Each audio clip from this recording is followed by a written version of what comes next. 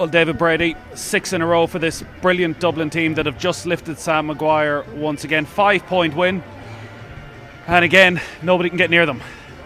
You sighed just before you said and again. And look at, no one can get near them at the end. And I think that's a very important point, because for vast periods of that game, Mayo were more than competitive. They dominated it at times. They bullied Dublin at times. But this is not a boxing match that might be finished in 4 or 5 rounds. You have to go the 12 rounds, and for Dublin, the last quarter again, very much representative. Even if you look at last year's semi-final, and what they do a lot of the times is they knew that Robbie McDade was off at the start of the second half with a black card. They took the punches, they took the pressure. Once they got back to 15 against 15, it was kick on from the introduction of the likes of substitutes of Brian Howard. Was absolutely immense when he came on. He actually dominated midfield more than Fenton or McCarthy had done at any other period, and that's Dublin. They go from the first, we've seen 13 seconds goal, we were going, oh no. We didn't even get a chance to say oh no, because then again Mayo came up and there were 3 points to a goal. It was level period, but yeah, you have to. Even as I mentioned last year's All-Ireland semi-final, it was around the 38th, 39th minute that Dublin just pushed on, and they kept, and that's where they hammered home their advantage. They got 2 points, they got 3 points, they got 4 points. Mayo didn't score for a period of from play for a period of 15 minutes, and you can't do that at any stage in an All-Ireland final. That blistering start feels like a long time ago now.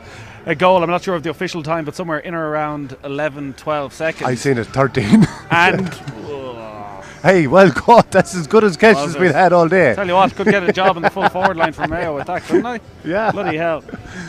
That blistering start then that you're talking about for Dublin, 12, 13 seconds for the goal. But we're 22 minutes into the game and Mayo are actually 2 points up. For 50 minutes, this was a great All-Ireland final, and you would have felt if there was 83,000 here, geez, the tension would have been right up there. The roof would have been lifted. But the bench. But let's talk about it for a second. That's not the first time, and it's not the last time that Dublin scored when from the throw-in, and you switch, you open space, and you make, and you're going, you know what? It was purposeful to say McCarthy versus Aidan O'Shea. If you're going to be one-on-one, he's going to be chasing you. He won't have the leg. Keep on going, and dish. And that's what he did. That's not the first. We've seen that time and time again, and that's something that you can't say just happened. It happened because it's planned from Dublin, but you have to plan for scenarios like that. You don't leave yourself wide open and from a set play. It's like there's only 2 or 3 certain scenarios in Gaelic football where you can plan and you can practice that no matter what the opposite, if you do it right, you can carry it off 9 times out of 10, and Dublin have done that. Well, think back to last year's All-Ireland final and Owen Merchant, who gets the secondary ball from the throw and then walks and straight through. Clean pair. He walks straight through because everyone else is pulled out and they're preoccupied saying, this is the start of the game, I need to stay with my man, I'm going to make an impact, he's not going to get an inch. So how do Mayo let that happen from the opening throw in 10 seconds in? That's because again they were fooled into it to say we're going, everyone follow. You're not from a throw-in. You want to maintain your position. You might go man on man, which Mayo did for the vast majority of the game.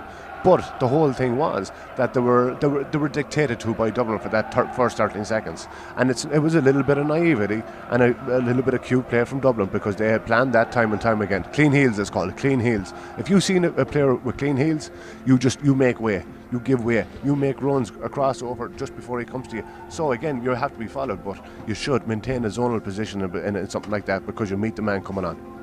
So much of the build-up is dominated by the kickouts. And Mayo not only were outstanding on their own kickouts, finally in an All-Ireland final it seemed as though we saw the Dublin defence, if not Stephen Cluxton, a little bit rattled in that first half. Mayo had real opportunities to put incredible pressure on Dublin. They had, and again you had the big men around the middle. You had Dermot O'Connor, you had Matthew Rowan, and you had Aidan O'Shea coming out, but you also had Killian O'Connor coming out. So you had that kind of and again it's a learning lesson for other teams. When you have the likes of Aidan O'Shea also pressing the kick out, trajectory has to be a little bit higher when you have a man 6'4" standing in front of you just 10 yards away. But Mayo did very well tactically. I thought the matchups were going to be vitally important, and they were. The Paddy Durkin was on Colin Callahan, Lee Keegan was on Kieran Kilkenny, Dermot O'Connor was on Brian Fenton, and they worked to a degree. But the big thing was that Conor Cannon got 1-1 within, what, 3.5 minutes. And you go, he lost his marker, he gave a 1-2, and that's the thing. That 1-2 became 1-1 for Conor Cannon. And then Lee was called and said, Lee, little bit of leaking water here, we need to cover this. But he left Kieran Kilkenny, and within 7 minutes, Kieran Kilkenny comes on then and started to have a major influence in the game, and he started kicking points. We're looking at these Dublin players, they've just been out celebrating. They won't get to bring Sam Maguire home. So 15 minutes into the second half, it's still incredibly tight. There's a point in it, we're going up to the water break, and there was a couple of incidents that I guess if Mayo have, I don't want to say regrets, but frustrations maybe around refereeing decisions. There was a heavy shoulder on Lee Keegan. There was a tackle just before that by Johnny Cooper that maybe could have been a black card. There was nothing for the Lee Keegan challenge at all. It felt as though we never saw Lee Keegan again after that.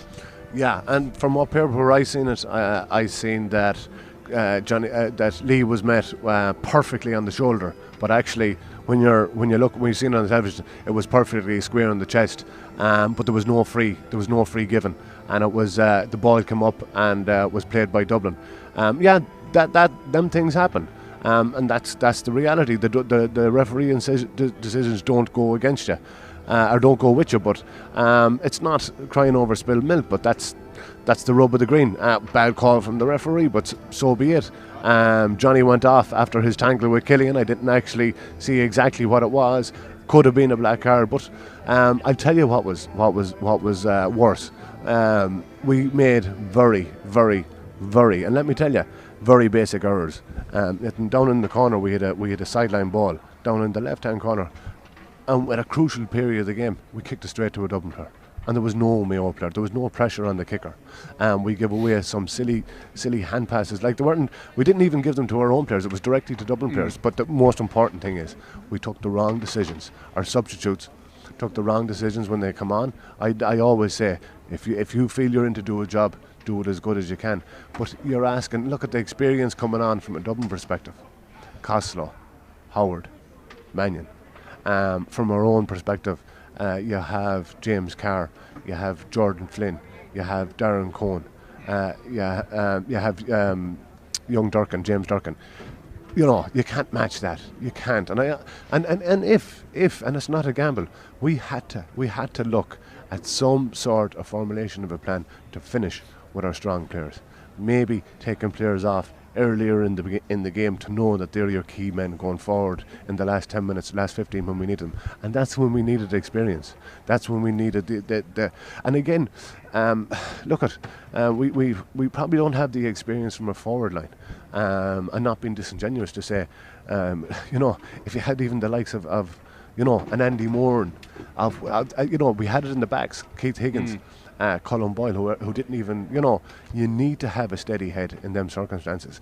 Unfortunately, we didn't have that. But the experience that the players will have from today, they can bring that forward in their careers.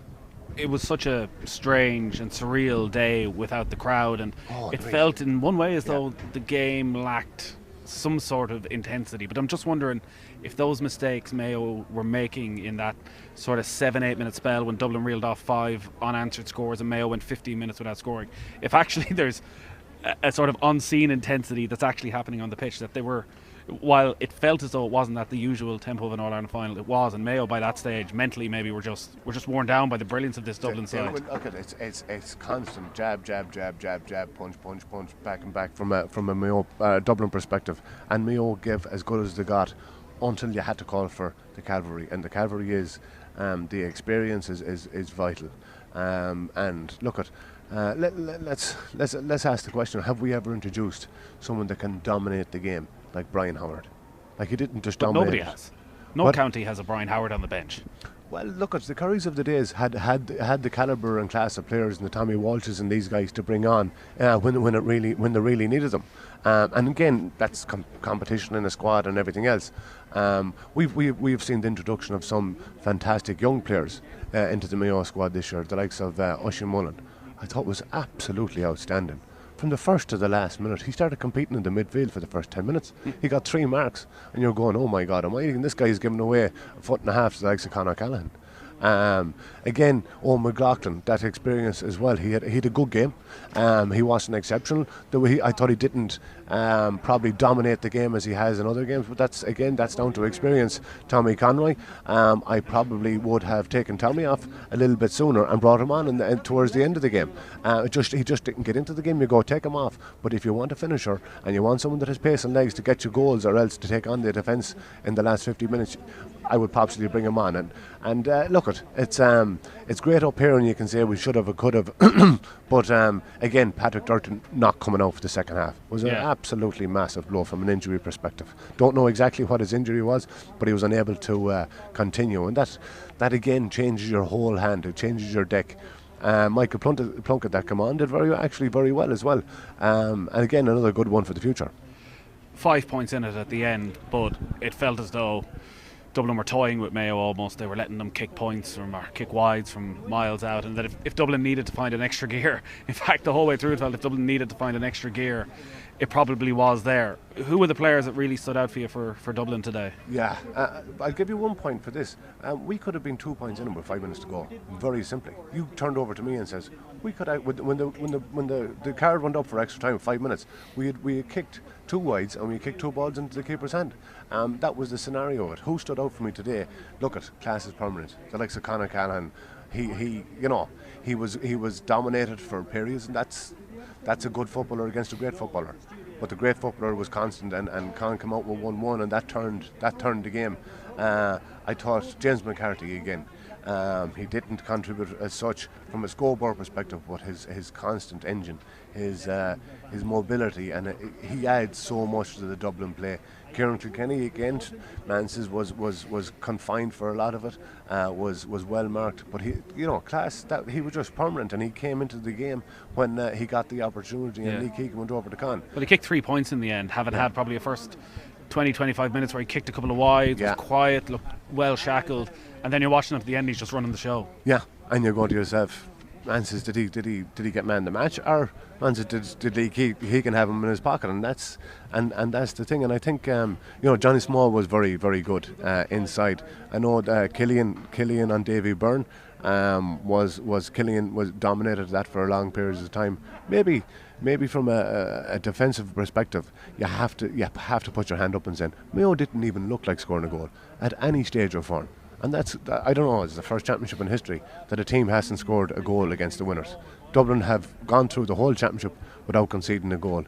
It's a credit to their overall, I suppose, defensive system, their defensive block and their goalkeeper. But you have to say it was, and you know what? It was a class team performance, and everyone did their job, but they remained constant to their job for the 70 minutes. And that is a credit to their manager as well, who is coming in, taking over a team who's won 5 in a row, a most unusual season where there's no room for a slip up. They never looked like it all the way to the final. And also it's not as if it's just the same 15 again. He's brought players in. There's this constant evolution of this Dublin side. So Desi Farrell deserves enormous credit. Oh, without a doubt. There's 3 players there that started the All-Ireland.